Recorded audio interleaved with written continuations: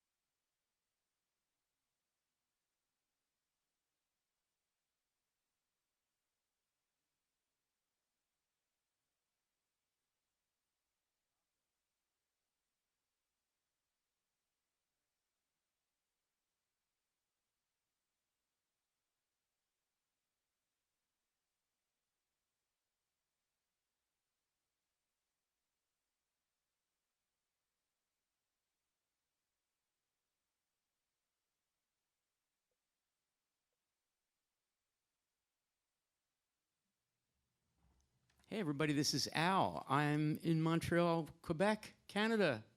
Amazing. We're here. The ModPo team has come here from actually what turns out to be not the greatest distance because we have some people who traveled further than us. But here we are.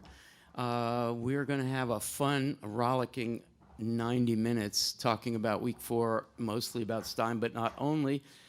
And Romeo is making a cameo, Romeo cameo appearance. We'll get to Romeo in a second. First of all, Sophia DeRose, hello. Hi, how are you? Doing great. You're great. Amber Rose Johnson already shouted out. Amber Rose Johnson, not only longtime ModPo friend, member of the family, and TA is here, our host at McGill University. Amber Rose made all this happen tonight in this room. Let's put our hands together for Amber Rose Johnson. And Kate Colby came all the way from Providence. Hi, thrilled to be here. Hi, Kate. And Wawan came all the way from Toronto, I think, right? So far away, yes. We're very excited. Thank you. And just everybody know, Wa's going to join us tomorrow and probably Saturday as well to make a series of new ModPo videos, discussions around the city. And these will then get processed in the usual way and will be added to ModPo Plus. So there'll be a lot new Stein and a lot new Canadian poets, and we're very, very excited about it. It's fantastic. And Lainey Brown, the onlyest curator of the whole shenanigans. Thank That's you. a great word, shenanigans. The onlyest shenanigans, the onlyest hero of the shenanigans. Anyway, we have also an amazing audience. We'll get to those folks in a second, but we have to shout out Chris and Zach and Magda. I don't know if the camera can turn around and show the tech. He's going to make it happen. Oh, you should see it's super spaghetti. Here it comes. This is ModPo spaghetti. The Canadian authorities were not sure it was a good idea to let us through. Look at that. Oh, there's the spaghetti. Oh, it's amazing. Yes, There's Magda. So this is like, it says task in progress. This tons and tons of setup for this interactive live webcast, which we do on the road, and that is so odd, but we're so happy to do it. So let's put our hands together for these amazing tech people who did it all. And we have some fabulous people in our audience, but prizes are going to Holly York, who came from Atlanta to join us. And Holly has been part of ModPost since, I want to say 2013, maybe? That's a long time. Thank you, Holly, for all your work to support the community. Appy is getting the super prize because Appy came from Prague, Czech Republic, all the way to be here. Hi, Appy, thank you. We're so excited to have you here. And Lou, we're meeting for the first time, I think, right? And you're, I want to say, somewhere in Ontario? No, I'm in Montreal. You're right here in I Montreal. live in Sutton. You live in Sutton, okay. Fantastic, thank you for coming. And Miranda, hi Miranda, we're gonna be doing things with you tomorrow. Everybody else, thank you. And also Andrew is with us in Zoom. And Andrew, they can't see you in the room here, but everybody around the world can see you. Say hi, hello, Andrew. Hello, good evening. Hi, good evening. How's Philly? I'm actually not in You're Philly, in New but- York. Yeah, Yes. Okay, but it's good. great. Cool. Dave Poplar in Arizona. Hello, Dave. Hey, how's it going? And Jason is here. Hi, Jason. Hi, bonsoir. Yeah, bonsoir, exactly. Bonjour, Okay, so what we're going to do, bonjour, bonsoir. this is the limit. It's great to be with you all. Okay. I'm going to give a phone number out and ask that people call us. Chris, are you really, really ready for this? I don't know. This is the craziest part. It's don't know, a plain old telephone service, POTS. And if you call 610-616-3208, 610-616-3208, you will reach Chris, who will then pipe you in, and we'll get to talk to you. If you're Skyping because of costs, overseas, whatever, it's ModPo Pen, one word, two N's. All right? So I have one shout-out announcement, and then we're going to go around and ask people for their favorite poem of the week, just to put it into the record. So we can then figure out improvisationally where to go. The only thing we have planned is a collaborative, close reading of Stein's Tender Buttons called Water Raining. And that is going to be eventually segmented into its own ModPo Plus video. So here we go. One shout out. Rosanna Cuellar has joined ModPo very recently. Rosanna is a Mexican filmmaker living currently in Hamburg, Germany, and says that she's been looking for a Gertrude Stein community and found us. So, and has been posting amazing things. And I know that Rosanna is tuning in tonight because we talked about it. So hello, Rosanna in Hamburg. It's probably 12:30 a.m. early the next day. Sorry about that, but I'm glad you've joined us. Okay, here we go. Lainey's first and Ambrose on deck. Favorite poem for the week and briefly why? I'm going to say a carafe that is a blind glass because the difference is spreading. It's got that line. It's got that line. I hope we talk about it, but we'll see if the people really want to. I mean, for me, the most interesting thing, as you know, because we talked about it earlier this week, the thing about this is that it is about non-transparency and how that can be a kind of aesthetic, you know, can't see through. Fantastic. Okay, thank you, Lainey. Amber Rose, you're up with Sophia on deck. I'm going to follow Lainey's form and say a long dress because a line just distinguishes it. Oh, fantastic. Thank you, Amber Rose. Sophia's up and Kate's on deck. I have to go with a dozen cocktails, please, this time around, just because I have a lot of fun reading it, and I'm having fun here. So it's good spirits.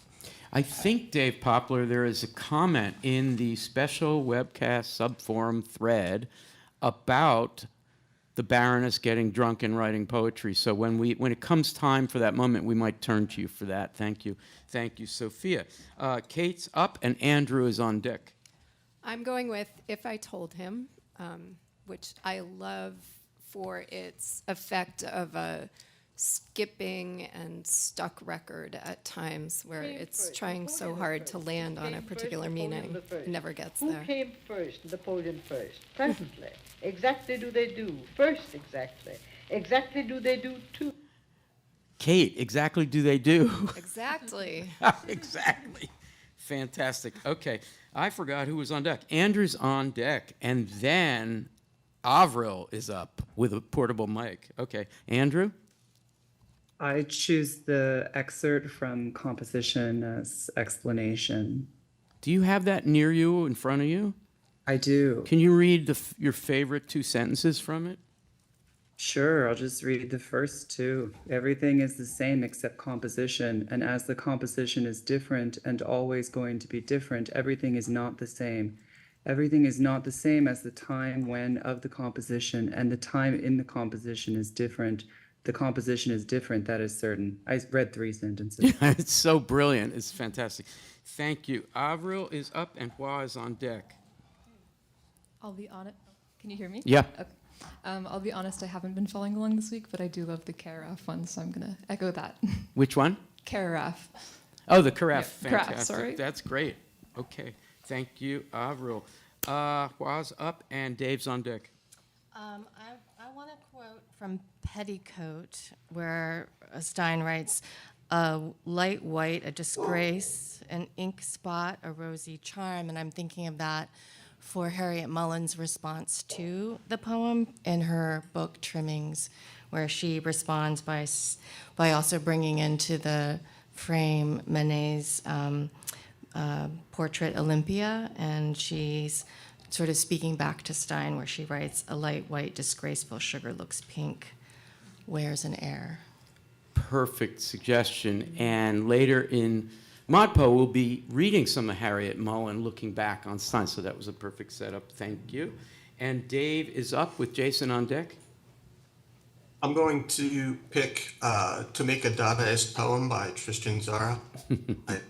So much I like about this, but it's an instruction manual how to be infinitely original. And it says copy conscientiously. I just love that. It's not copy meticulously, it's copy conscientiously. There's something about that I love. What does conscientiously mean there, Dave?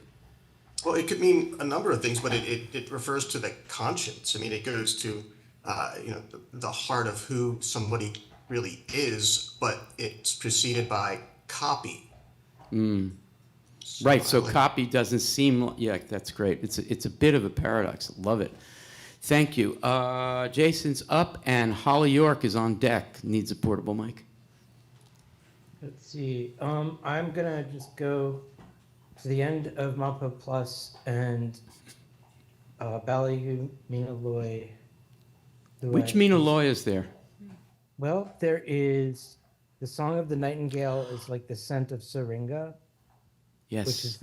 Which is a poem that keeps pulling me back into it every time I think I'm done. Powerful poem that's sort of about the 1938 invasion by the Japanese of Manchuria. Right, but and in a very curious way. And it's not 38, I think it's 34. We also have 2 of the love songs. Fantastic suggestion. Holly's up, and Appy is on deck.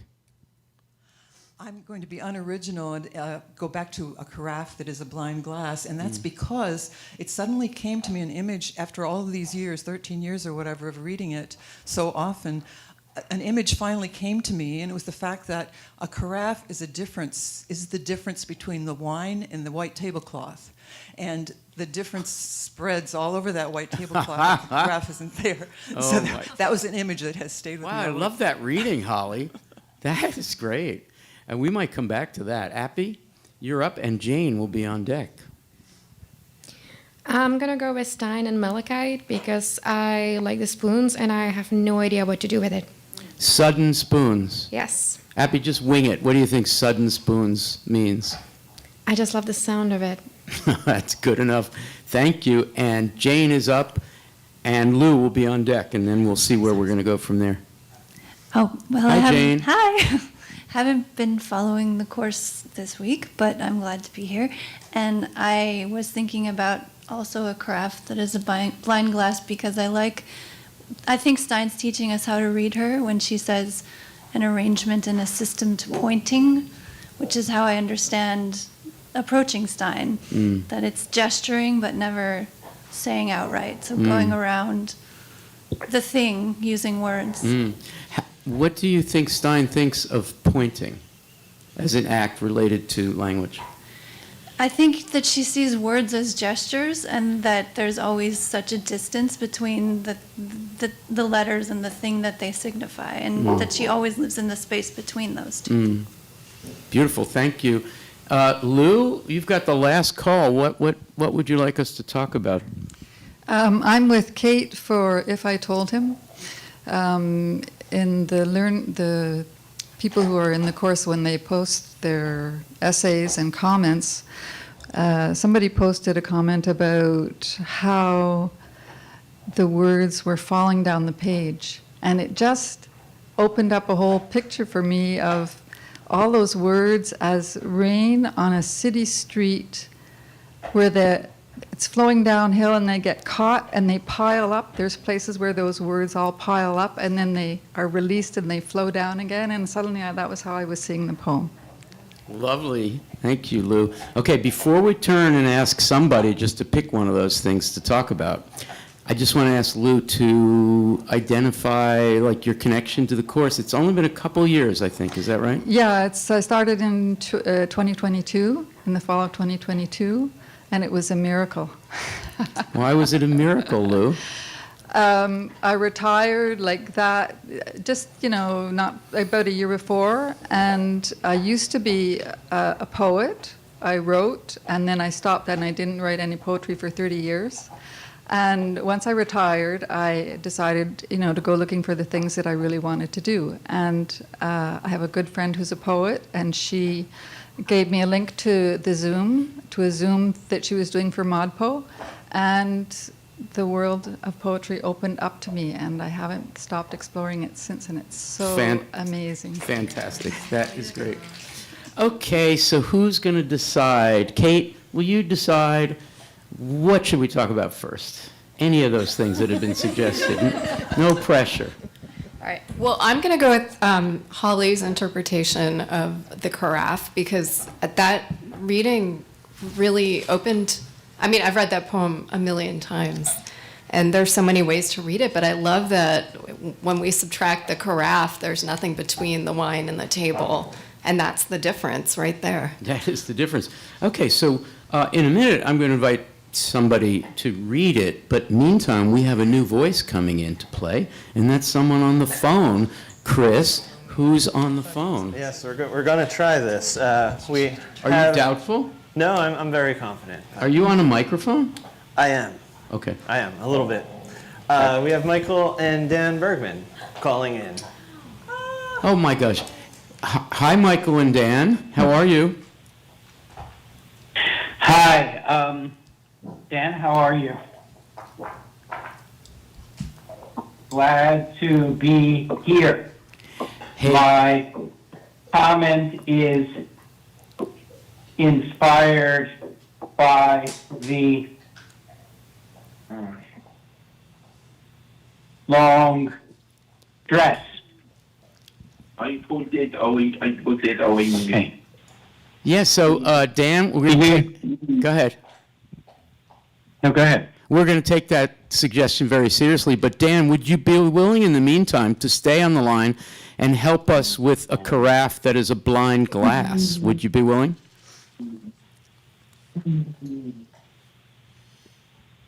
Sure. The comment I pre-typed, the first part of it applies equally well.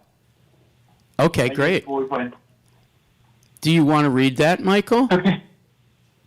Yeah, to figure out what that means by the first part. Okay. Okay. As a person with autism who has the ability to say words, I frequently say words, especially delicious ones like Parmesan. I have often been told sternly that what I am saying lacks communicative intent. I think that's the territory which breeds resistance to Stein. She is not writing fa-la-la like the nonsense in a song, but she constantly refuses to meet our standards for communicative intent. However, I want to say that my spoken words are rich in communicative intent. They assert my presence and my participation in whatever conversation I derail. I am not saying that Stein was autistic. I am saying that her gift is to put words together so that they start to make meaning, and then she veers off before the sentence can become limited. Dan, damn. Ambrose, grab the mic and respond to Dan, your friend Dan, in any way, shape, or form. And then, by the way, I and several of us who spent the afternoon with Dan not too long ago heard him say Parmesan a number of times. And so I'm hearing that. While he points at the keyboard, Parmesan is in there, and it's fantastic. Ambrose, what do you think? First of all, I just want to say that I'm always blown away in conversation with Dan. Like, his readings are just so brilliant. I am hanging on to this phrase, communicative intent, and Dan's reorienting that word around presence and derailment. And that's taking me a little bit to a brain within its groove, or when a brain outside of its groove. But yeah, I'm excited about thinking about presence and derailment as a form of communicative intent. Fantastic. Dan, if you don't mind, stay on the phone a little longer. I'm going to come back to you, and then we'll ask you to hang up so somebody else can call. So hang on. There's still a remaining fragment to the comment. Okay, and Michael, will you also send that? I forgot to ask you this a minute ago. Will you also send that to us so we have that whole comment later? Sure. Okay. Finish up. Sure. Yep. Okay. I can tell you, because I have spent hours thinking about these two words, that if I put my hands gently on your waist, any of you who are out there, it would eventually become a necessary waste. And we didn't have the concept of necessary waste until Stein put those words together. Beautiful. That's Dan Bergman, everybody.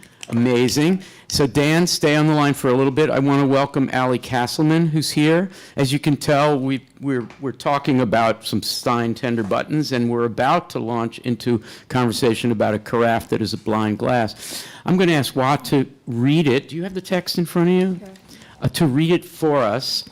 And then I'll just call somewhat randomly on some folks just to add some thoughts, some comments about what this poem is doing. And maybe Miranda will be first, so I guess we need a mic. Is that okay, Miranda? Okay. Okay. A carafe that is a blind glass. A kind in glass and a cousin, a spectacle and nothing strange, a single hurt color and an arrangement in a system to pointing. All this and not ordinary, not unordered in not resembling. The difference is spreading. Thank you. Okay, so our job, one by one, is just to pick a phrase or maybe even a word and just say something about that phrase, starting with Miranda, followed by Allie Castleman.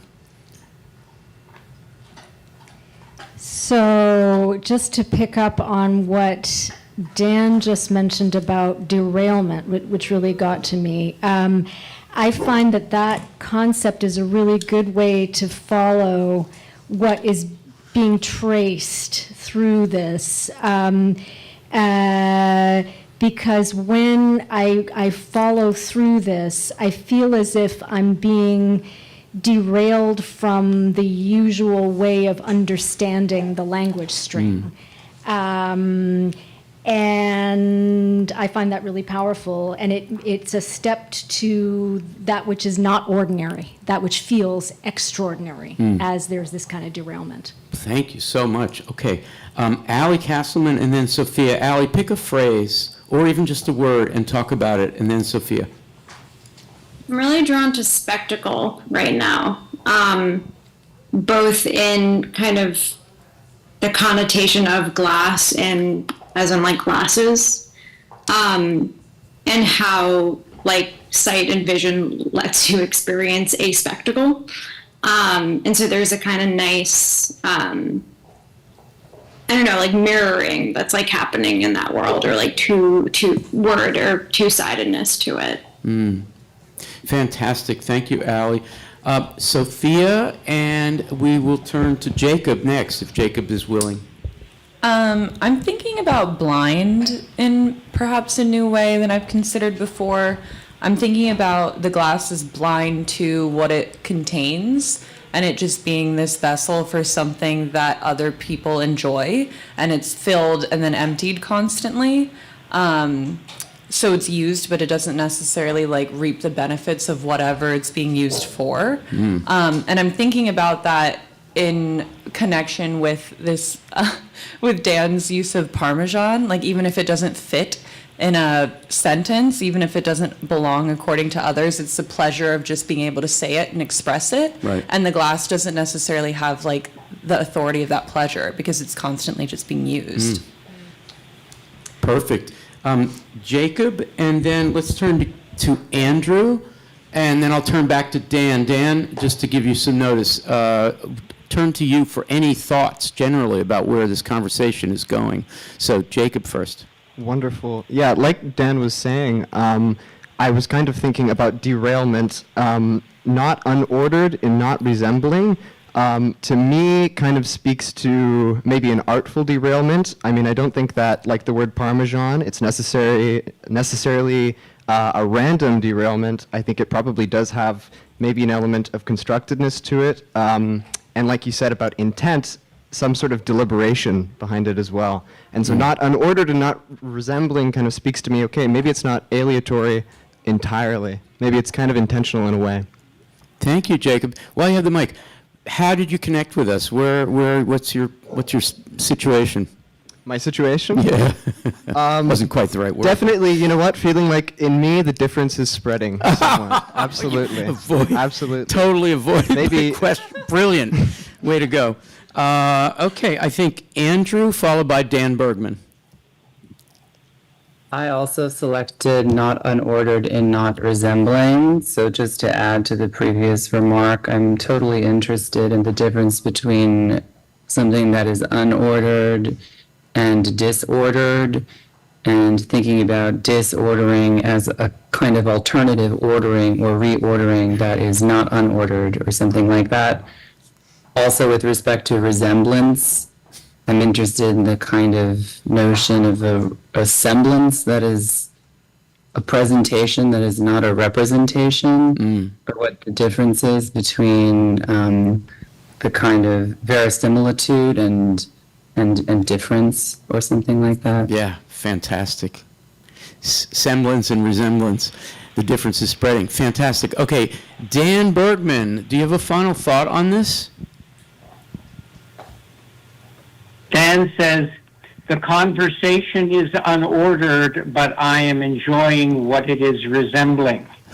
Also note the similarity between resembling and reassembling. Yes. That's great, Dan. Dan and Michael, thank you for joining us. And there's a serious rumor that you are all, plus Meredith, coming to see us on, I want to say, October 10th, maybe, or 11th? Is that right?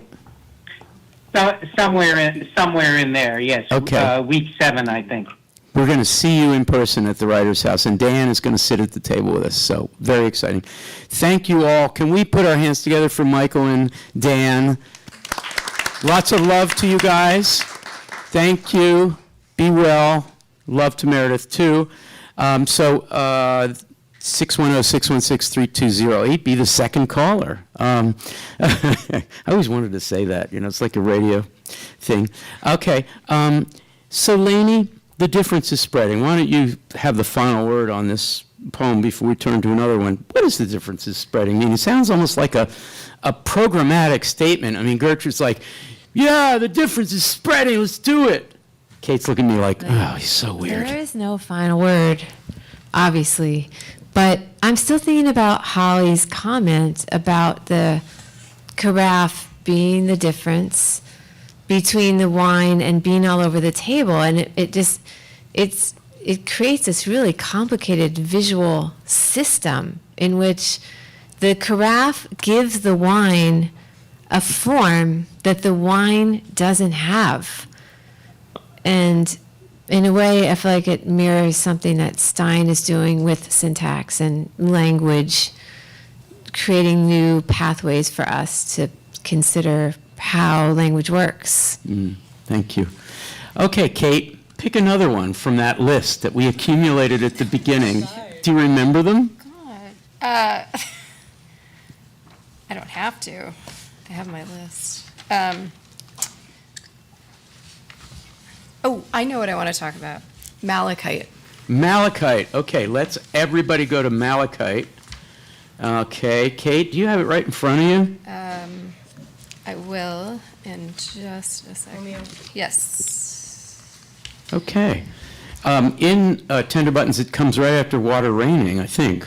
Maybe it doesn't, but anyway, we're going to turn to that later. Okay, Malachite with the sudden spoon. Appy, you're first up on this because you're the one who raised it. Can we get a portable mic to Appy? All right, Kate, would you read it and then just say a word or two about why you picked it? Malachite. The sudden spoon is the same in no size. The sudden spoon is the wound in the decision. Can you read it again? And then Appy, you're on. Malachite. The sudden spoon is the same in no size. The sudden spoon is the wound in the decision.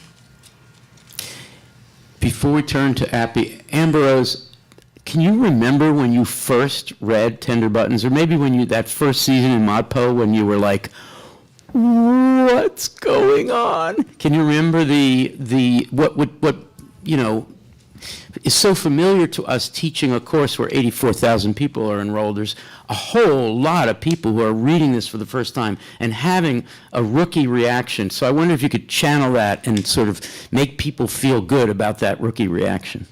Yeah, I mean, I remember first reading it and being like, I have no tools at all to help me feel smart about reading this poem.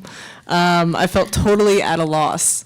And I think I felt like I was searching for something like other people had a way in that I didn't yet have. It was like some kind of club? Yes, yeah.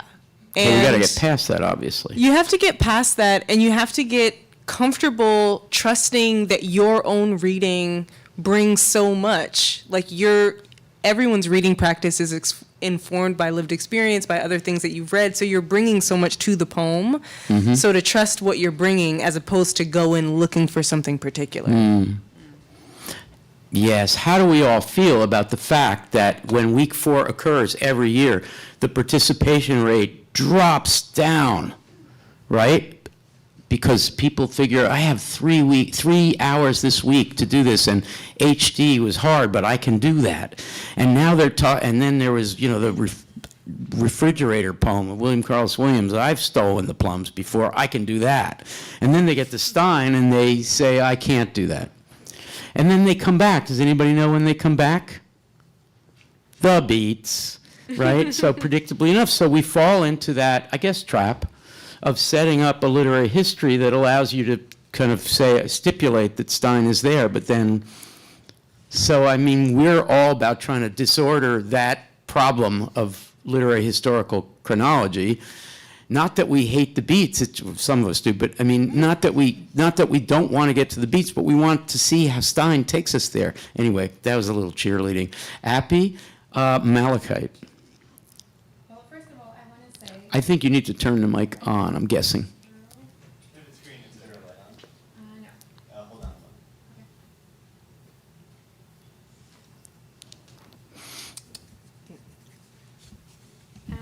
I got it.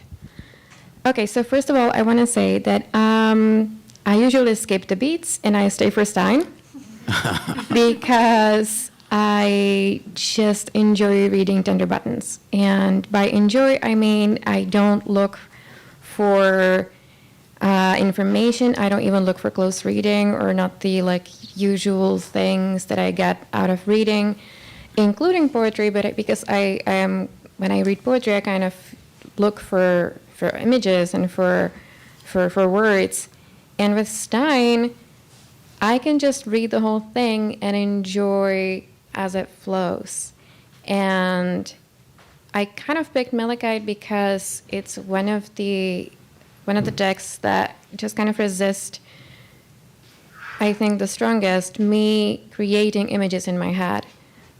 It resists me having any kind of visual or other understanding of what might be happening. With the long dress, I can imagine a lot of things. I can just kind of picture situations maybe even, but with the Malachite, it just doesn't work. And therefore, I get to really just enjoy the sound of it and the playfulness and just the experiment. I think that of the like other poems from Tender Buttons that we read, this is the most opaque, most resistance maybe to me to close read it. Thank you, Appy. I think, and tell me if I'm not getting this right, but if we boil down what you said, it's partly when it doesn't work, that's when I start having pleasure, when things don't work. That's right. Which is so counter to established values, let's just say. Okay, I didn't put anybody on deck or anything, so we're just going to go around. Kate, Ambrose, and Watt, will you three just add something about Malachite before we move on? I want to go back to what Dan said about derailment, and I can't remember what phrase he used, but something along the lines of expressive intent. And I was so glad that Amber Rose then brought up the brain within its groove. And language is a brain that moves in its own groove in a lot of ways, and Stein pushes it out of the grooves. And I find this, it's so funny, Appy, because I find this poem, or I imagine it, as more scrutable than a lot of other of Stein's poems. Really? Well, I just think the wound in the decision is the derailment or the swerve, the what is it, the water washing out the mills, where whatever her intent was to say or consider or ruminate on, the sudden spoon or the image of it, or even maybe the literal spoon on its way to her face, is the wound in the decision that derails, the consideration of Malachite. I mean, I don't mean to explain the poem, but that's always how I read it. Fantastic. Hua, and then Amber Rose, thoughts on this, Malachite? I think I was thinking about patterns and thinking, that it's Malachite, so I think of Malachite as having patterns in its design, and then that the spoon is the same, the sudden spoon is the same, and it is repeated twice in this short poem. The sudden spoon is the sudden spoon is and then the second half of the poem is difference. It's the difference spreading, perhaps, but but also that it doesn't necessarily have to add up to anything. That it's the pattern can remain the pattern and create its own visibility of presence. That's what I was thinking about. Thank you. Amber Rose, a final thought on Malachite? I'm looking at the double D's in sudden and the double O's in spoon, and they repeat the D's and the O's. And something about, like, when I'm thinking about two spoons kind of laying together, like in a cabinet, how they hug onto each other. Like spooning. Yeah, like spooning. Is that where we got spooning? Yeah. Yeah, I think so. Spooning. Now, you had to tune in to a ModPo webcast to find out what spooning is. So we have these... Or I did, anyway. The D's and the O's, but then the OU in wound. I feel like wound actually is, to channel Dan, the most delicious word in these two lines. And the O and the U do not couple up in the same way. So there's a difference there as well, even though the sound continues. That's so good. Okay, so thank you. We're going to collect some comments in the YouTube comment stream, and I'll ask Sophia and Lainey and Amber Rose just to shout out some things that have been said because it's been a while. And I'll ask Dave then to look into the subforum and particularly that comment, I can't remember who it's from, about the Baroness, about the a dozen cocktails, and then maybe we'll veer into drunken revels. So, Sophia, what do you got? Well, we have Suzanne offering the idea that it might be the Dadaist causing a decline in week 4 participation and not Stein. Suzanne Miller, I hope you're battening down the hatches down there in the southeast. It must be bad. Suzanne also mentioned some intense rain. Oh, so I hope you're doing okay, Suzanne. Yeah. Really, truly. We have, I lost a comment I was going to bring up. Well, we have a lot of love for Amber Rose. Obviously. Obviously. Oh, yeah, read some of that. It's up at the top. Let me Because find it. Amber Rose is always shopping around for love. I don't know if my Wi-Fi... That didn't come out right. Amber Rose is always happy to hear praise. I don't know if my Wi-Fi will allow me to scroll all the way back up, but it was basically just saying, like, they're so happy to see Amber Rose again. There's some ballyhooing for seeing Romeo, too. Romeo is definitely about to roam. He's doing his thing. And he's getting bolder. He's going to take over McGill University. And we have a lot of support for this new phrase, communicative intent, that Dan offered us. Great. So, yeah. Great. Thank you. Lainey and then Amber Rose, some more from this? Yeah. So I'm looking at the very most recent part of the chat, and the conversation about the sudden spoon is really interesting. So Darlene Laguna offers, maybe we could all come up with the next line. The sudden spoon is the, which I think that's a great idea. Paul Kelly, question mark, sudden spoon equals platonic idea that suddenly takes over, the same in no or any size, no difference. Therefore, the sudden spoon is the wound in any decision of where I take a string of words. And then we have somebody that's CAP says, oh my God, wow, what a star. Mark Pittman, sudden spoon. That's C.A. Prince, I'm sure. Oh, yeah. Mark Pittman, sudden spoon is so fun to say. And Darlene again, the sudden spoon is the hook in the high key. Great.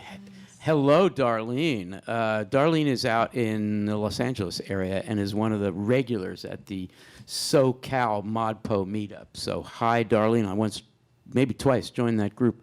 Fun people. Did we get it? Amber Rose. One more from Paul Kelly. The sudden spoon is the slip in the lip. The sudden spoon is the rip in the lip. Right. People are doing it. 610-616-3208. Chris has brought all this equipment all this way, and he'd really like for you to call. It's 610-616-3208. Right, Chris? You'd like someone to call. Okay. Dave, will you read us the comment about the Baroness? It's by Laura Lippman. It's about a dozen cocktails, particularly the archived version. And she says that I'm not proud of the fact that I have some experience noting the effect of alcohol on the handwriting in my own journals.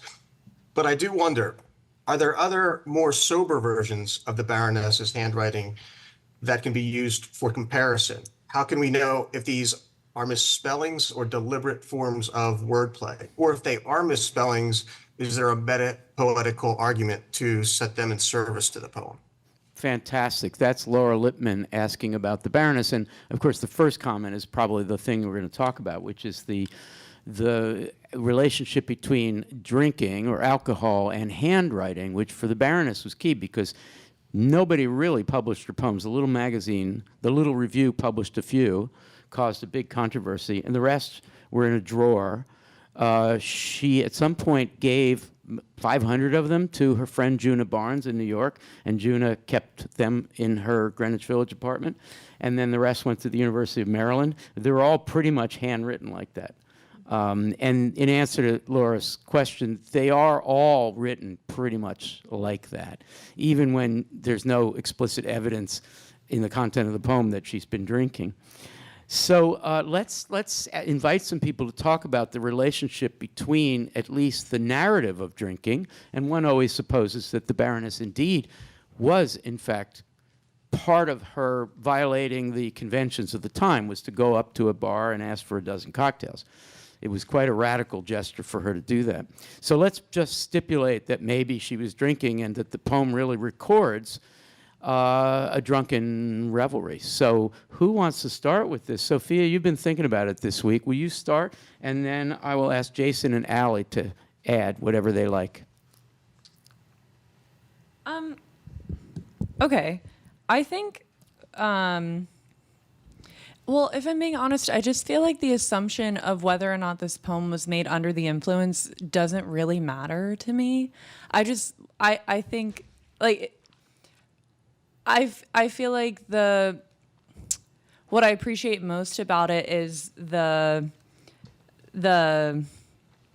confidence to say it, the recording of these like aphorisms and marketing techniques that are like spooned within the other kind of stranger, crazier exclamations. I think a lot of it does actually make sense. And whether or not it was actually written under some sort of influence doesn't really affect my enjoyment or my reading experience of it. And I think I think if you buy into whether or not it was written under the influence, we can still recognize it as a radical and like self-exclamatory act that should be celebrated. Thank you. Absolutely. So let's turn to Allie Castleman. Sorry, I had to find my unmute. I'm really, I mean, that is so well said, Sophia. Like, I can't really, I totally agree. I'm also just really looking at the dashes. I haven't seen like the handwritten version. I now really am curious. But I'm looking at we've linked it, Allie. It's linked to the ModPo syllabus somewhere. Okay, I'll go look at it in a second. But I'm looking at the dashes in the transcribed version, which I assume are they basically replicating the way that she wrote it? Yes. Okay. And just appreciating that, I mean, we talk about the dash a lot, usually in connection with Dickinson, and I'm appreciating the kind of just like, kind of derangement of the dash in this poem, and how we were talking in my office hours a couple of weeks ago about Dickinson's dash and people who were sick of it, or just like kind of like the dash in general, and how its use in kind of expressing something nonverbal without so there's kind of I'm really struck by the kind of varying of the dash to here to and the extension of it to perhaps say, I mean, she's being very bold and not necessarily like holding her tongue in this poem. Definitely. And so there's almost something not suggestive is not the word I'm looking for, but it's like, what else could she be leaving out here? That the dash is instead representing. Fantastic, thank you. Jason, your thought on the Baroness von Elsa von Freitag Loringhoven's A Dozen Cocktails, please? Sure. I mean, this is a non-drunken ecstatic thought, but it is just thinking about what does it mean for us to like, is there anything generative we can get by rubbing this up against like tender buttons? And like, is there anything that is kind of, I mean, in the way that I really like Allie's word derangements, deranging language, and that there's all of these. There's a non-linearity, and there's also like these odd juxtapositions that create lots of energy, and so in a way we have. I mean, we don't know if Stein drank all the wine in the carafe and then wrote. I mean, so I wonder, like, just putting them against each other and thinking, are these of a kind? Like, is there something modernist about these, even though they seem very different? Because we can, but in a way, the Baroness is pulling the meaning up and around and kind of waving it around into unexpected collisions in the way that Stein seems to be putting little pieces of words next to each other to create sparks. Yeah. Oh, God, that's brilliant. That's really great. The connection between the two is never been clearer. Kate, do you have the Baroness's poem near you, the text of it near you? I'm just gonna read some Dickinson and give you a minute to look, but I wonder if you can find some words that seem to be at least sonically replicating drunkenness in there. There's a bunch of them, and I wonder if you would do that. But first, I'll just put into the record Emily Dickinson, and I guess we should presume that Emily. Well, I'm sure she had her share of sherry and so forth, but the poem about tasting liquor never brewed is not a drunkard's poem, and yet it ends brilliantly. I'll read just the first two and the last stanza of Emily Dickinson, I taste a liquor never brewed. It has a relationship to the Baroness, and the Baroness loved Dickinson. It wasn't just the dashes. I taste a liquor never brewed from tankards scooped in pearl. Not all the Frankfurt berries yield such an alcohol. Inebriate of air am I, and debauchee, that's the only way you can pronounce that word to make the meter work, and debauchee of dew, reeling through endless summer days from inns of molten blue. When landlords, who would the landlords be? Lainey? The barkeepers. Yeah. The landlord saying, you've had too much to drink, you got to leave. When landlords turn the drunken bee out of the foxglove's door, when butterflies renounce their drams, I shall but drink the more. Till, and this is the drunken part, till seraphs swing, Jason was talking about swinging, till seraphs, angels, swing their snowy hats, and saints to windows run to see, Emily, the little tippler leaning against the sun. Fuck. No, the fuck was mine. Leaning against the sun. What a poem. She's like, Emily's like, I've been drinking my poetry and my imagination. I'm leaning against the sun. Wow. You clearly don't have to drink to do that, but you got to be Emily Dickinson like and break all the rules. Kate, can you read a few of the drunken replication of drunken phrases or slippings of sound? A few? Oh, okay. I thought you were asking for direct references to drinking. No, just words that were. Well, she slurs her words and jams them together. Can you read a few? Spinster lollipop. Well-groomed upsy. Flapper toy. Coy, flapper toy. Babylonian obelisk, witch Sabbath. Snookums. Snookums is actually a 1920s, like a hip 1920s phrase. Yeah, it's an endearment. Hey, Snookums. I was not directing that at anybody. Then there are places where language breaks down altogether, like huffs. I feel woozy. There's a use of the word Ruffenden. Ruffenden. Can you find the context for that? Ruffenden?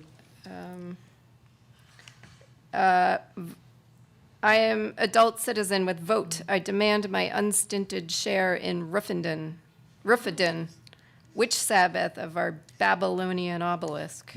Women get the right to vote around the time this poem was written, but she was a felon and couldn't vote many times over, and B, one, she was a felon, and two, she was actually not, she was a German citizen or a Swiss citizen, so she couldn't vote. Now read that again about voting. She's like, it's a feminist moment at the bar, I mean, in the fiction of the poem. Coy flapper toy, I am adult citizen with vote. I demand my unstinted share in Rufidin. In Rufidin. Fantastic. Ambrose? I just don't want to leave out that the line before that is, there's the vibrator. Yeah, coy flapper toy. And then coy so flapper toy. A flapper? Who was a flapper? Any literary historians, culture? Sophia, you know who a flapper was? Yes. Well, can you say it into the mic? Well, as you explained it in class the other day, it was a girl from the Midwest who took her father's money and moved to New York and cut her hair into a bob and wore dresses and wore went around the bars. Yeah. Yes, and came to Greenwich Village. Mhm. And what is the Baroness saying about these women who just showed up Love to 'em. participate in? I think she liked them very much. That's the vibrator, coy flapper toy. Yeah, they're not very coy. That's what she's saying. Is what she's saying, yeah. Cool. We have somebody on the phone, and that's going to take us in an unexpected direction. Then we're going to look at water raining. We do. We have Terry Totti on the line. Terry. Yes. Terry, can you hear me? Yep. Can you hear me? Yes. Hi, Terry. How are you? I'm good. Are you favorite week. Are you in Texas or Colorado or Seattle or where? I know we've met all over the place. I but I'm know. in Santa Fe, New Mexico now. Santa Fe. Oh, fantastic. That's great. Right, and I want you guys to come out here one year and do this. Oh, And I'm okay. so missing. I wish Santa I was Fe. in Montreal. Oh. Yeah, Montreal is great, but you should be here. I mean, Holly York came from Atlanta. Appy came from Prague. I know. know. I said to Vijaya, I should just drive through Indianapolis and pick you up. And we'll go Vijaya on is up. now in Indianapolis. The two of you can make a road trip. Well, next year, I can reveal this now. Shall I reveal it? We've decided. We're going to do New York City for a week. What do you think? Is New York a great place for poetry? Uh-huh. So we're going to camp out somewhere and just... Yeah, would you come for that? I think we could probably get a lot of people to come to New York. Terry. Yeah. All right, Vijaya. I'll just tell her. Okay, Right Vijaya now, is we're probably going. watching and writing things now. Terry, do you want to add to this conversation one of your typically brilliant comments? By the way, are you still involved with the Global Study Group, GSG? Oh yeah, it's Great. been really good. Meredith has taken over and is putting us prompts up for us. She's been doing a fabulous job. Yeah. So let me shout out to that or recommend that. The Global Study Group, Yeah, GSG, is happening, is it weekly or monthly? I can't remember. Every week we're doing a different poem based on the week of ModPo, and Meredith is picking something out of The Difference is Spreading, the book. And so we're doing the essay and the poem. That's great. So The Difference is Spreading is the ModPo books, 50 essays by 50 poets, about 50 ModPo poems. And so what GSG is doing is they're picking a pair of a poem and an essay by a poet about that poem. And so easy to join. You just have to go to the discussion forums where you find the study groups and meetups. I think GSG is there. So you can connect with them. You can get the Zoom link and have a great time. Thanks, Terry. So what would you like to say tonight about the poems? Well, I just wanted to cheer for the Baroness because I actually think she is the person who made the fountain. I don't think it really was Marcel Duchamp. I think it was the Baroness herself. And there's very specific evidence about this. Mm-hmm. Yeah. Yeah. A letter that Duchamp wrote to his sister saying that a friend of his made it. And the friend was, as you know, everyone in Montreal, Ami, A-M-I-E on the end. So it was a female friend that had made it. Yeah. Yeah, so the Baroness was basically picking up found wardrobe, found objects, and she would go and Plumbing parts, right? She has at the Philadelphia Museum Yep. of Art. She has a piece of plumbing turned upside down, and it's called God. It's a really amazing piece. But she also scavenged her own dress. So she had T-ball earrings and moon-shaped cutouts in her dress, and it's quite extraordinary. The Baroness is an amazing person. Thank you, Terry, for recommending that. What do you think of the Dozen Cocktails poem that we have in there? There's also Ancestry in Modpo Plus. I don't know if you've encountered it. Yeah, I've read these, and I actually prefer her friend Mina Loy in a lot of ways. I think there may be some. What was Dan's word? Not enough communicative intent for me in the Baroness. Right. In her poetry, I really like her artwork better. Yeah, interesting. Terry, thank you so much for calling and for being such a wonderful citizen of this community. Really appreciate it. Lots of love. Thanks. You too. Thank you. Bye-bye. All right, take care. All right, we're going to be starting to wrap up, even though we have lots of time, but this is the way things go, and I want to recommend that somebody else call 610-616-3208, and that'll be probably part of our final words. But first, Lainey, we're going to talk about water raining, aren't we? So I wonder if you would read it, and I will ask Dave and Danny, are you up? Danny, you up for saying something about this? Okay, Danny, and then back to Holly York. So Dave, Danny, Holly, and I'm going to say Kate. 4 people to respond to this poem, and then we'll go from there. So Lainey, would you be willing to read it and say a word or two about why you picked it? Sure, and I just want to say if anyone in the room needs a copy, there's more copies right there on the Yes, we chair. handed it out, yeah. If anyone came in later. A real old-fashioned handout. All right. Water raining. Water is astonishing and difficult altogether, makes a meadow and a stroke. Would you read it again? Water raining. Water is astonishing and difficult altogether, makes a meadow and a stroke. All right, so we're going to turn to Dave, Danny, Holly, and Kate. Dave, you're first. Any thoughts on this? Yeah, it's a very visual poem for me in the sense that the words, mostly the sounds of the words, evoke an image of the rain, just the way it flows, but it's still halting. Each word is a little bit halting, as if you're listening to a blanket sound of individual raindrops falling. And in that sense, it's kind of like Malachite, where the sounds of the words like sudden spoon seem to echo Malachite, which is based on concentric circles. So I find it interesting that it seems like the words are conveying the meaning, but not based on the meaning that we give to the words. It's just the sounds of the words that are. Mm-hmm. It's sort of what I understood when I first encountered poetry, what poetry should do, ideally, right? Is to give us sounds rather than sense. Sounds first, sense second. Or anyway, some kind of visuality that's not sense-making. Thanks, Dave. Danny, do you have any thoughts on this? You just have to push the button.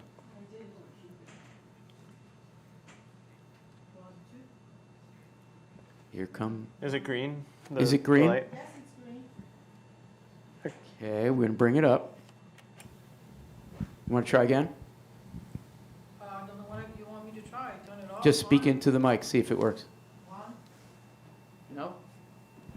One. Hey, there we go. good job. Okay. Well, actually, that was my favorite poems, The Water Raining. I read this, I was on my balcony, and there was like, it was raining a little bit. And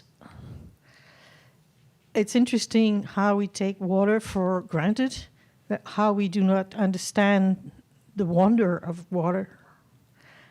And this poem made me want to look at water differently. So for me, it works. I don't know if that was the intention there behind it. And it also, what's interesting, when she puts water, is it astonishing? I like, I don't know whose name was, Dan, the derailment. This is what I enjoy when I'm reading Stein, because the words don't follow like you expect to, like an autofill, you know? There's just like position of different words together makes you want to reevaluate the first word. So, yeah, I enjoyed that. Beautiful. Fantastic. Thank you, Danny. We're going to pass the mic over to Holly. Holly's up next, and then Kate.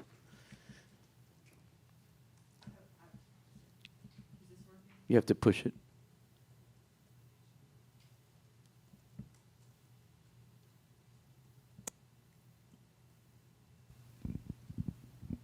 Okay. Was this chosen particularly for today? Because right now, in my family in Atlanta and my vacation home in Florida, I'm thinking water is very, very much on my mind. Yeah. And it's astonishing, even though we knew it was coming, there's an astonishing amount of water. I have read this somewhat, pretty much literally. I think of it in terms of two things. I think of painting, of watercolor with the stroke. It's astonishing, a watercolor painting, and difficult, very hard to do. And also swimming, something that I do just about every day with the strokes in it, and it works literally on both of those levels. And that's how this poem, how I experience the poem. It really is painterly, yeah. Fantastic. Thank you, Holly. Kate, what are your thoughts on this? I'm interested at the moment in the title and the redundancy of it to a large degree, and how it, in combination with the poem, makes me, as Stein always does, notice language and its hierarchies and how it works. And that, the only thing that can rain, that goes with that verb, is water. But water is this word for this huge multi-partite thing. It's something we need to paint with, or we depict in paint. It's a stroke of an oar through water. It has biological function in the making of a meadow. So this one word for this one thing isn't really, it's insufficient. Can we ponder difficulty stay on this poem for one more second? Difficult seems like a really important word here. Why is water difficult? Amber Rose, just wing it. Why is water difficult? In what way is water difficult? In many circumstances, it's uncontrollable. That's one thing. Another is without form, without a shape-giving container, it will not have a shape. It'll take its own shape, which is a version of what you're saying. What difficulty is like poets readers and poets who admire the kind of poetry we do, that was very circular, appreciate difficulty. And while simplicity is fun, sometimes difficulty should not be shied away from. We like difficulty. We're willing to embrace difficulty. Stein is the epitome of that. Do you think that's what's going on in this poem, or is that too programmatic for it? I think that's part of her poetics, for sure. And I think it's seen in this poem. I actually wanted to share something that's outside of the poem, because I've been thinking about process philosophy, and she had a relationship with Alfred North Whitehead, who came up with process philosophy. And it's a philosophy where it's reconciling the intuitions of objectivity and subjectivity, so that its speculation is that the world at its most fundamental level is made up of momentary events of experience rather than enduring material substances. And I think that this is a poem that kind of demonstrates that.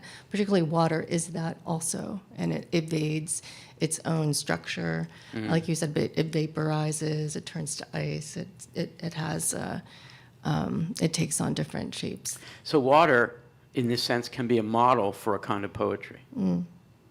I mean, I think that's like the key insight of this poem and so much else. And once again, Emily Dickinson is in the back of it. The brain within its groove runs evenly and true, but let a splinter swerve 'twere easier for you to put a current back when floods have slit the hills and scooped a turnpike for themselves and trodden out the mills. I mean, that water is making a poetry that is going wherever it's going to go. And she sets it up by thinking about how the brain does that too. It's just, yeah.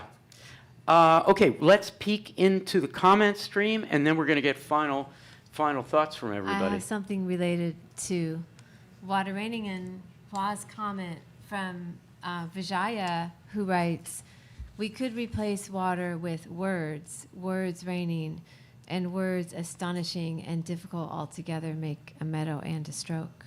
Thank you, Vijaya. Amber Rose, can you look at the comment stream and add a few things, and then Sophia?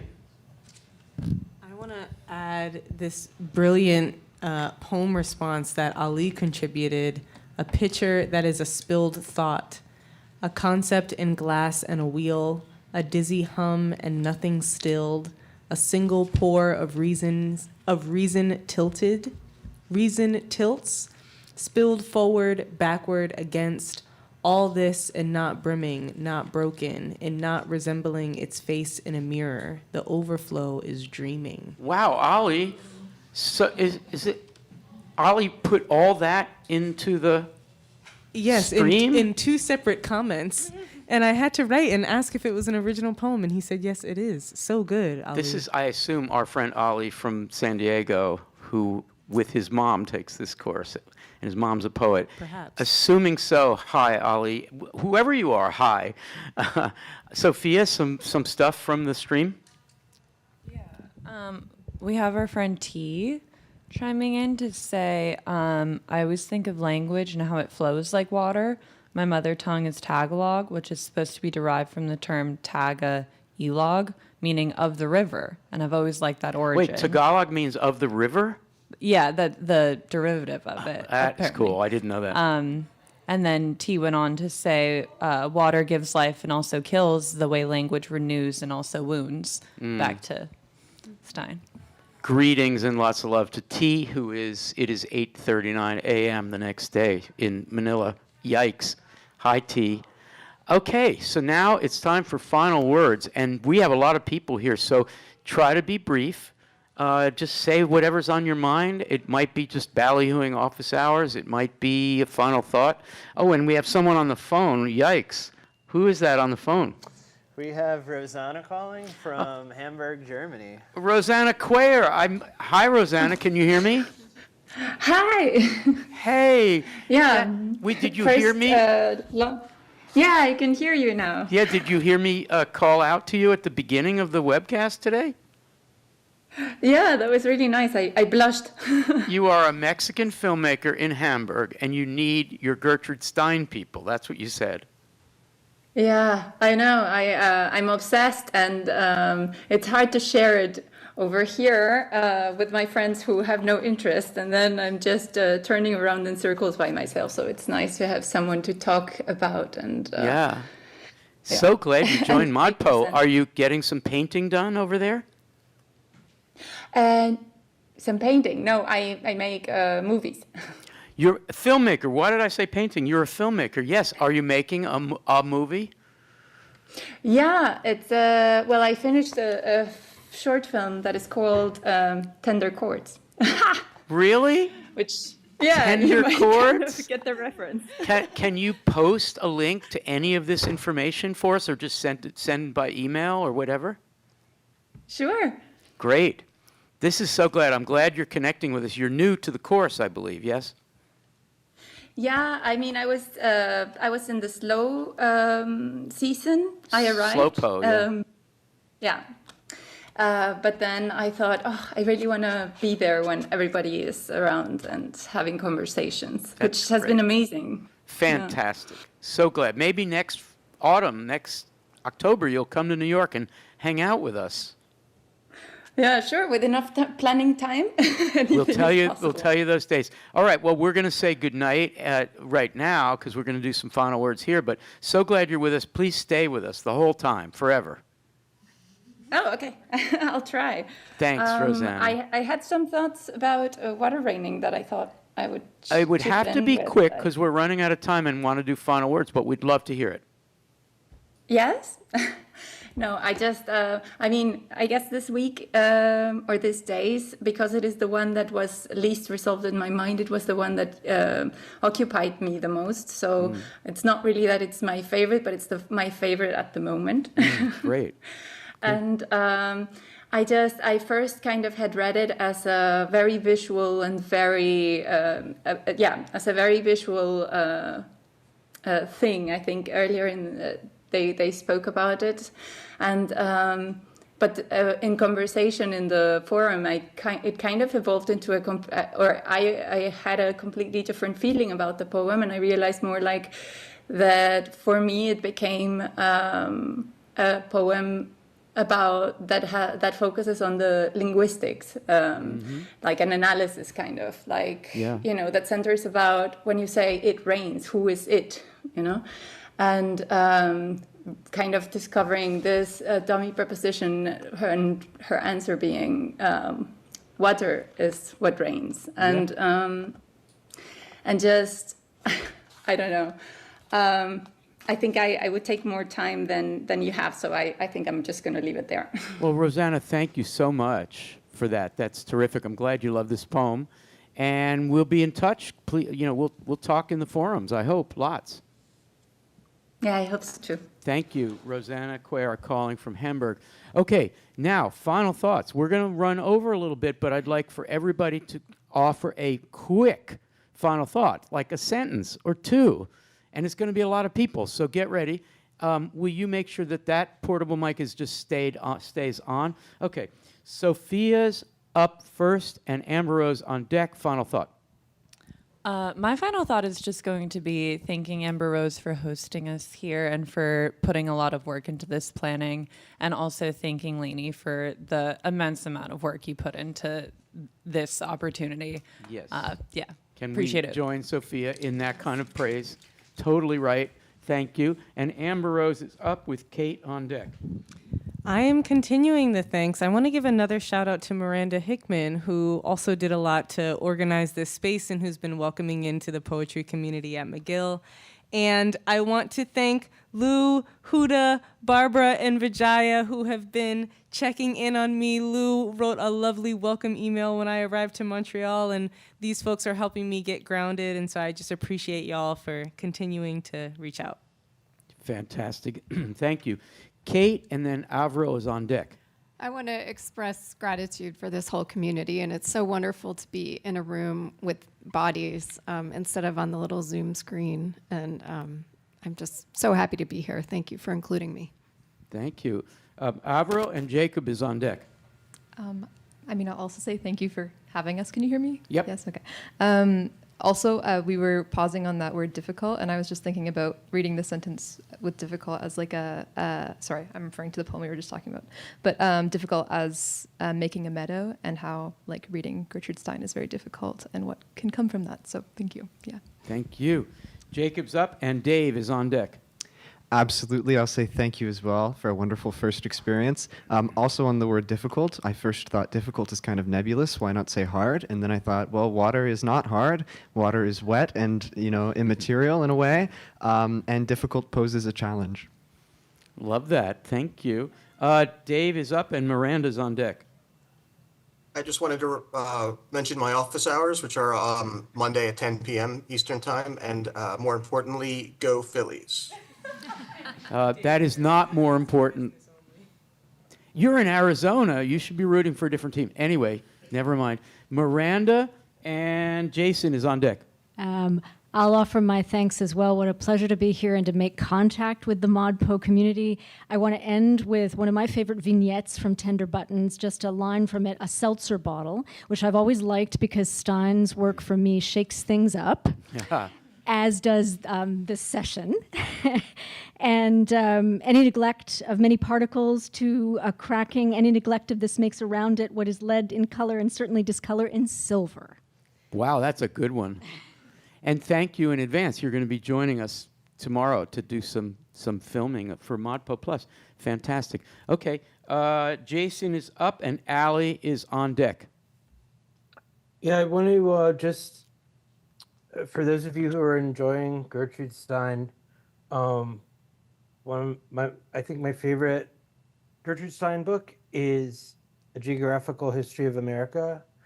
And so if you want to read some extended Stein, that is a whole book that is disordered in terms of its numbered, or deranged. It is a deranged book of great philosophical inquiry, and it starts off a little slow, but then when the dogs start jumping around, and the phrase what does she say? I'm I because my little dog knows me. And so there's a tender side to, or what, between this relationship between Stein and the dog without language. And you know, of course, Gertrude and Alice love their dogs. Yeah, I just there's if you search for Gertrude Stein, Alice Toklas, and Basket, because I believe all her dogs were named Basket. Basket 1, Basket 2, Basket 3. Yeah, and they brought Basket everywhere. Yes. All the photos of them in their automobile have Basket in the middle seat. Thank you, Jason. Allie's up and Holly York is on deck. Still thinking about water raining. And today it's making me think a lot of Lily Briscoe at the very end of To the Lighthouse, standing kind of like in front, like at her easel in front of the ocean, finishing a painting with the final line or stroke. And those two, Tender Buttons and To the Lighthouse, are, more than a decade apart, but there's some cool kind of modernist connection. Well, the relationship between Wolf and Stein is big and profound and has been explored. Thank you, Allie. Thank you. And Holly is up with Danny on deck. I'm so grateful. This is working, yes? You're good, yeah. Okay. That ModPo has pointed me to Montreal. It's given me excuse to come back here again after many years. And that makes me think again about the blind glass. The glass is also a compass glass, and it pointed me this way. And thank you all, and for putting me, making me look at Stein more closely. Thank you, Holly. And once again, thank you for being part of our community for so long. And I don't think you're going back to Atlanta anytime soon, so you might as well enjoy your time here.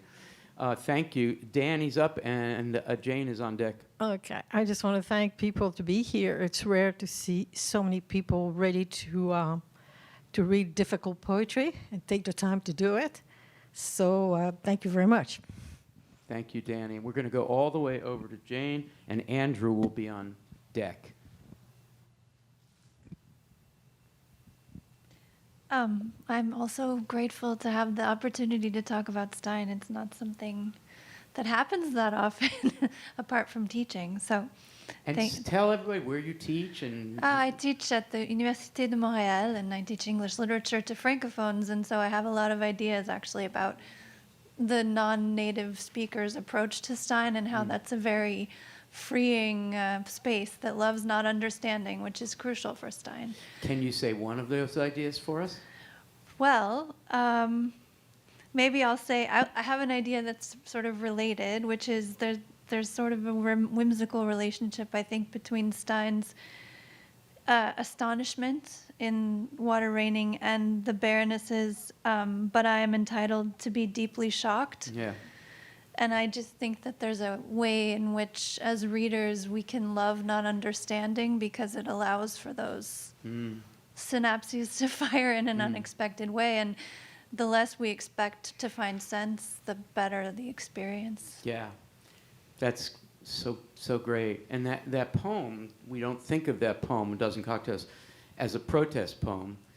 Although at that moment, I demand the right to vote. But mostly what I do is I demand to be able to not make sense right now. And that is liberating. That is radical for her.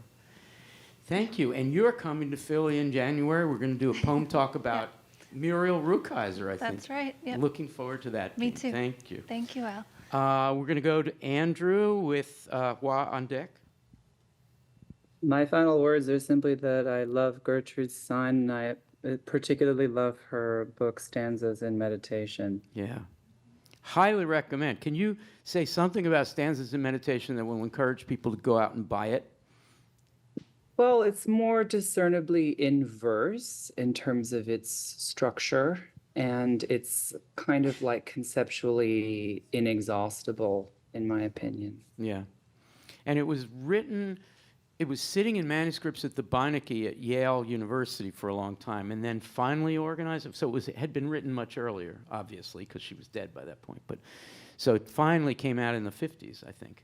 And there's 1956, yeah. 56, and the Dickinson collected was maybe 55.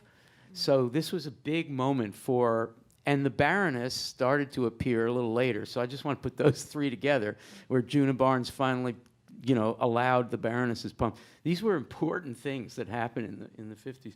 Thank you so much, Andrew. And you have an office hour tomorrow, I believe. That's correct. Come through, pull up. And what time?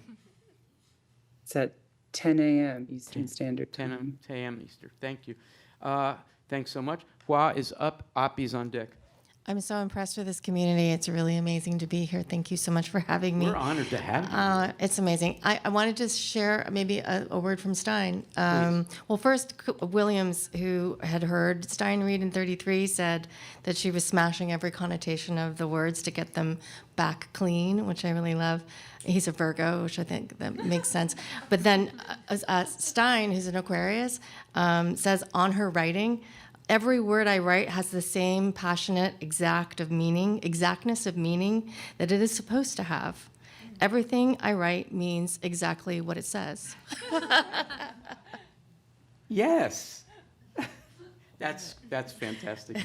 I was so stunned by that I forgot who. Api is up and Lou is on deck. Well, Api is not very up at this moment because my body is really on the Central European time zone still. So I've been kind of falling asleep. So I'll be a sudden spoon and not be grateful for being up this late. And I just want to say, I want to follow up on something that Jane was saying earlier about non-native speakers' way of handling Stein. And I think that there is something to it, speaking as a non-native speaker myself. I think that I just kind of remember the time when English did not make any sense to me. And so maybe when I read Stein, I am able to enjoy just the sound first, because I have the privilege in this case of being able to just hear the sound. And so this is kind of a shout out to anybody out there in Modpo who's not a native speaker of English, and is meeting Stein for the first time and feeling like, what is this? How do I ever understand that? Well, don't worry, you don't really have to. Just enjoy the play. Thank you, Api. And of course, I have to point out that we celebrate you. You came to meet us in Scotland a year ago, and that was so much fun. There was some very good whiskey that got consumed. And here you are in Montreal. So, is there a better friend of this community? I mean, you're just amazing, and I'm so happy that you're here. Thank you. Lou? I just want to mention that I'm in a group that evolved out of Modpo that studies long poems. And that group is fantastic and has really given me a lot of tools for understanding poets like Gertrude Stein. And now I'm way more comfortable with just reading and being surprised by her work. And that group is called Longpo. Longpo. Isn't that great? Lainey Brown, final thought. You have many thoughts. Please express them. We want to hear. I'm just really happy to be here with everybody here in the room, and everybody in our global community. And when Jane was talking about astonishment and Lou was talking about surprise, it just brought Lynn Hygenian into the room, we who love to be astonished, and she's much on our minds, and we'll be getting to her work pretty soon. And that, of course, is one of the taglines in my life. And you want to say something about the Jacket 2 Memorial Symposium? So there's Berlin, yeah. a couple things. There's a Jacket 2 feature that's already up on Lynn Hygenian that was edited by Julia Block, and it features many people who were students of Lynn. And there's another feature that is open for submissions now for anyone who wants to make a tribute to Lynn in writing or a video tribute. And if you don't have that and you want it, you can just write to me or write to Mod Poet Writing. And we're also planning an event that will be in March on celebrating the life and work of Lynn Hygenian. And I think that when we get to week 8 of ModPo, I think we should devote that webcast mostly to Lynn, and we can do lots of interesting things there. Lynn is just so basic. Her work, her life, her support of other poets and scholars is so basic to ModPo. It's just like foundational, right? Foundational, Yeah. I think, is the Not word. basic. Not basic, yes. Basic in the good radical sense. Yeah. Okay, my final thought partly is to thank some people. But before I do that, I just want to shout out to the community TAs, the CTAs, of which there are, I don't know. About 100. There's 100 people in all time zones. And the CTAs make it possible for this massive open online course not to behave like most of them, which is impersonal, static, and set up with kind of standard little lecture-y things that you can, little objects that you can click on and get a lecture. ModPo is clearly not that. It was somewhat like that in 2012 and 2013, but when people like Holly York and others signed on to be CTAs way back then, it became something else. It became something a little more closer to a people's course, a course where humanistic crowdsourcing was taken seriously, where people were constantly in conversation, where somebody could post to a forum at any hour in any time zone and expect a reply, because 100 people across all the time zones means that you're always going to get an answer within an hour. People devote themselves to this course. And I just wanted to shout out to them recently because in a back channel conversation that we have with the CTAs, it's not public conversation, I had put out there a little version of my rant. Remember my rant from, was it last week? Mm-hmm. I was a little caffeinated, but the rant was about the implicit bias of a platform that's made by a for-profit company, Coursera, which hosts us.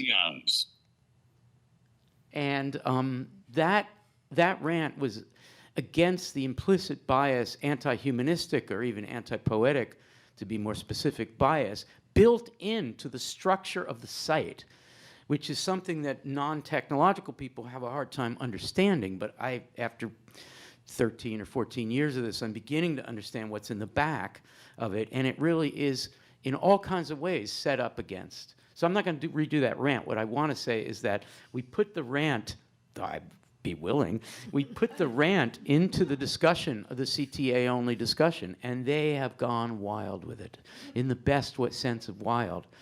They are saying things like, there's no such thing as a platform that is not opinionated, a technological platform.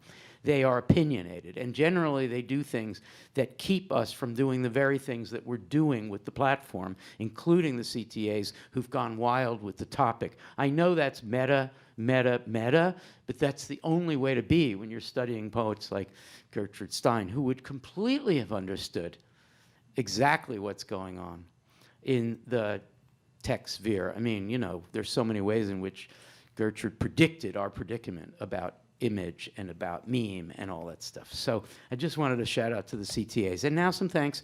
Chris Martin over here, who handles the audio and the phone. Chris, That's Chris Martin right there. Yes, and Zach is directing Magda to maybe turn the camera to Chris. There's Chris. Chris Martin, do you have a mic near you? Can you say something? Maybe. I can try. One of these. Hello, hello, hello.